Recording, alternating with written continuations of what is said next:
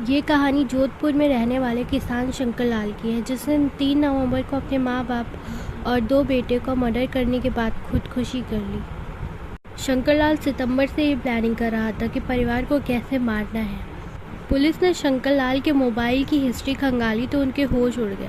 हत्या और हत्या के तरीकों के अलावा कई ऐसी तलाशी भी की गई जिसे देख पुलिस हैरान रह गई।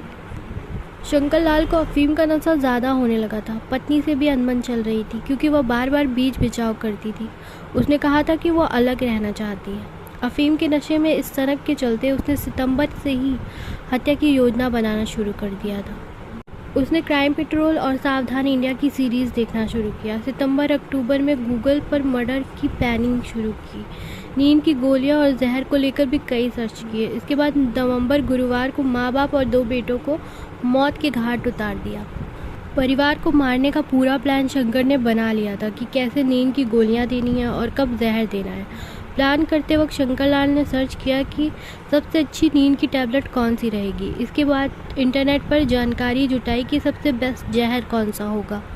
14 सितंबर से क्राइम सीरीज़ देखना शुरू कर दिया था। पहले तो आरोपी ने क्राइम पेट्रोल की कुछ सीरीज़ देखी, इसके बाद उसने प्लान बनाना शुरू कर दिया था।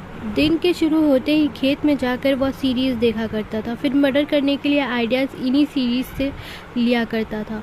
पानी की टाँकी में जहर मिलाना और नींद की गोलियां देना इसी प्लानिंग का हिस्सा था। कई दिनों से शंकर और उसकी पत्नी के बीच अनबन चल रही थी, पर फिर भी वो अपनी पत्नी की हत्या नहीं करना चाहता था। उसे ये तो पता था कि पत्नी की हत्या नहीं करनी है। घर के बाकी लोगों को मारने के बाद उसको खुद की भी जान लेनी है।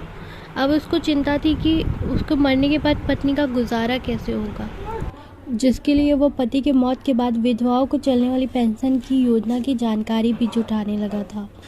इसके साथ ही ये भी सर्च किया था कि परिवार की मौत के बाद सरकार क्या आर्थिक सहायता देती है, उसके मरने के बाद पत्नी को विधवा पेंशन में कितने रुपए मिलेंगे। शंकर लाल ने 3 नवंबर की शाम सबसे पहले अपने पिता सोनालाल पर कुल्हाड़ी से हमला करके घायल कर दिया था। सोनाराम को घायल देखकर कुछ लोगों ने उन्हें अस्पताल पहुंचाया, जहां देर रात इलाज के दौरान उनकी मौत हो गई। शंकर ने घर के बाकी परिजनों के खाने में नींद की गोलियां मिला दी। सभी बेहोश हो गए तो सबसे पहले अपनी मां चंपा को घर के बने पानी की टांकी में फेंक दिया था। उसका बेटा लक्ष्मण भी वहीं पे सो रहा था, उसे भी टंकी में फेंक दिया। शंकर का छोटा बेटा दिनेश अपनी मां के पास सो रहा था, उसे भी करीब 5 बजे टांकी में फेंक दिया और खुद मामा के घर के बनी टांकी में कूद गया।